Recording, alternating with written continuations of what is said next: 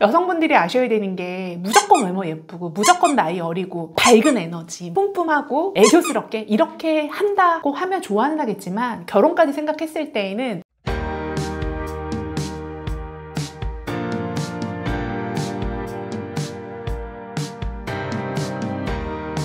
안녕하세요. 연애 읽어주는 여자입니다. 반갑습니다. 오늘은 제가 필드에서 남성분들에게 정말 많이 질문받는 것 중에 하나가 대표님 어떤 여자를 만나야 결혼하면 행복할까요? 그리고 또 제가 남성분들에게 많이 질문하는 거 어떤 여자 만나고 싶으세요? 결혼은 어떤 여자와 하고 싶으세요? 이렇게 물어봤을 때 남자면 100이 얘기하는 거 한 5가지 정도로 말씀드려 볼게요. 키포인트는 5번째 있으니까 영상 끝까지 시청 부탁드릴게요. 먼저 첫 번째, 그 아이의 엄마가 어떤 사람이었으면 좋겠어요? 제가 역으로 이런 질문 드려. 본인이 아이를 낳았어. 그러면 그 아이의 엄마가 어떤 사람이었으면 좋겠어요? 이런 질문을 드려요. 그러면 대부분 미쳐 그 생각은. 내가 만약에 아이를 낳았을 때 그 아이의 엄마가 어떤 엄마였으면 좋을까? 이런 생각을 좀 구체적으로 해보면 좋아요. 예를 들면 내 아이의 엄마가 술 좋아하고 담배 피우고 밤에 놀기 좋아하고 친구들하고 항상 놀고 있고 음식 요리 1도 못하고 그리고 1도 안 해. 이런 엄마를 좋아하진 않을 거야. 내 와이프 말고 내 아이의 엄마가 될 사람으로 한번 생각해 보자라는 거지. 그랬을 때 마인드가 건강하거나 요리를 좀 즐겨 하거나 내 아이를 사랑할 수 있는 정도의 여성? 아닐까? 그래서 두 번째, 결혼의 대상자는 나의 가장 베스트 프렌드 하고 하면 좋아. 내가 좀 힘들었을 때, 내가 좀 지쳐있을 때 나를 좀 위로해줄 수 있을 정도로 정서적인 교감이 되는 여성? 대화가 좀 통하는 여성. 내가 사랑에 충만할 때 막 도파민이 막 뿜뿜할 때는 그 여자가 무슨 짓을 해도 예뻐 보여. 그때는 미쳐있는 거거든. 근데 그게 영원하지 않다는 거야. 어떤 사람은 그 도파민이 3개월에 끝나는 경우도 있고 어떤 사람은 길게 한 3년까지 가는 경우도 있거든요. 그럼 도파민 끝난 이후엔 뭐가 나오느냐? 안정감이 나와야 돼. 적어도 내가 사랑하는 사람과 함께 있을 때 내가 제일 편해야 돼. 그 사람이 주는 정서적인 교감, 일명 라포 형성이 되어 있다라고 하면 내가 거기서 안정감을 얻는 거거든. 그 상대방 여성분이 대단한 자산이 있거나 내지는 직업이 끝내주게 좋거나 이러지 않더라도 나랑 라포 형성이 되면서 정서적인 교감을 하면서 대화의 결이 잘 통하고 어느 정도 소통이 된다라고 하면요.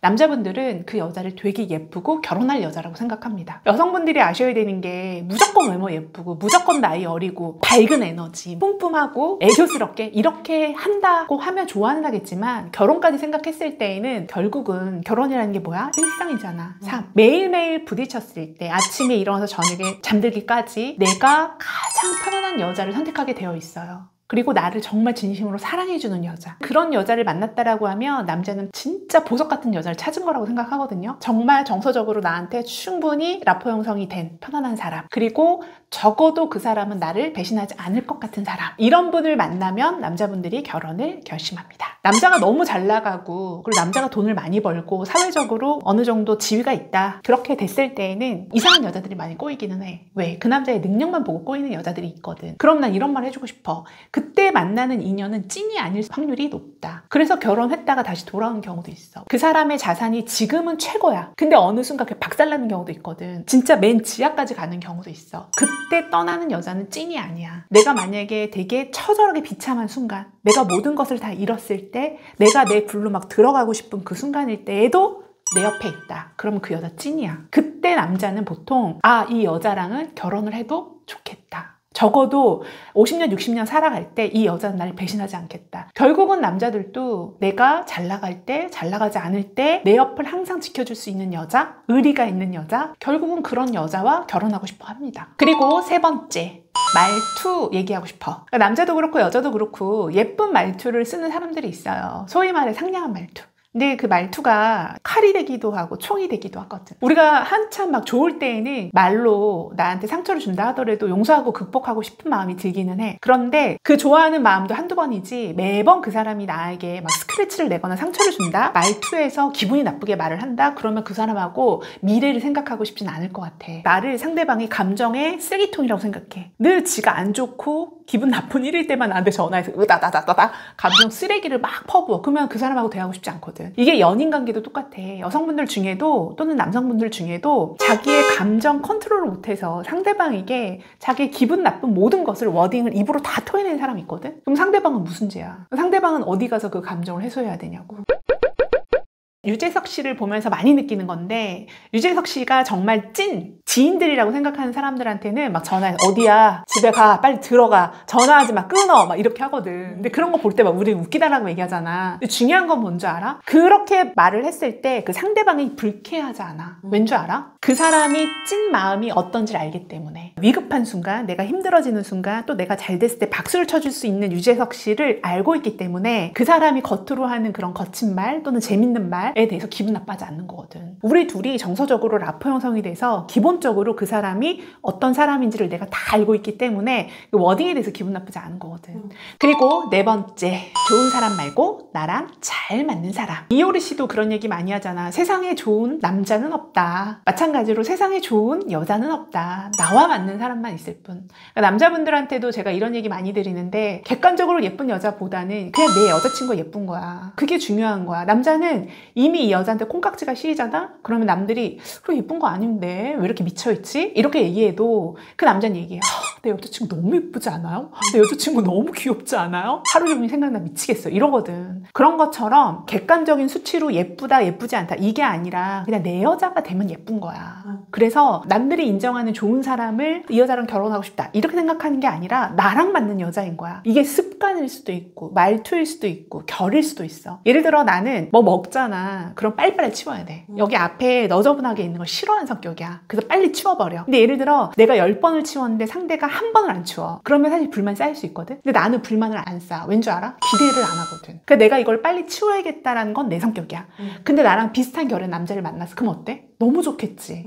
그리고 더 하려고 하겠지, 서로. 그러면 서로 배려를 받고 있구나. 그리고 이 사람하고 나하고는 결이 진짜 잘 맞는구나 라고 느끼면서 내 마음속으로 되게 편안함을 느끼는 거거든. 그런 것처럼 일단 그 사람과 내가 만났을 때에는 결이 맞아야 돼. 어느 정도까지는. 그리고 내가 어느 TV에서 그 최수종 씨하고 하이라 씨가 얘기하는 걸 들었을 때 되게 공감이 갔던 건, 하이라 씨는 외출했다 들어오면 자기의 모든 옷이라든가 이런 것들을 허물 벗듯이 쭉 흔적을 남긴대. 그래서 어떤 사람에게는 그게 스트레스일 수 있지. 상대방이 쟤 왜 저래? 이렇게 비난할 수 있는 거거든. 근데 최수종 씨는 그냥 치운대. 그게 눈에 거슬리니까. 그리고 상대에 대해서 치워 좀 이렇게 하지 않는데. 왜? 내 눈에 거슬리는 거니까. 그러면 어느 순간 하이라 씨가 느끼는 거야. 내가 이 부분에 대해서 굉장히 배려심을 받고 있구나. 그럼 또 다른 부분에서 잘해주는 거거든. 나는 이런 결이 맞아야 된다라고 생각하는 거예요. 그게 발견이 됐을 때 남자는 그 여자와 결혼하고 싶어 합니다. 그리고 5번째, 아주 보통의 하루. 피디님이 읽었던 책 내용을 토대로 해서 저랑 아까 얘기 나눴는데 저도 되게 공감해요. 오늘 하루를 내가 평범하게 기복 없이 보냈어. 근데 그 다음날도 또 선물처럼 나에게 주어졌을 때 기복 없이 보통의 하루를 보냈어.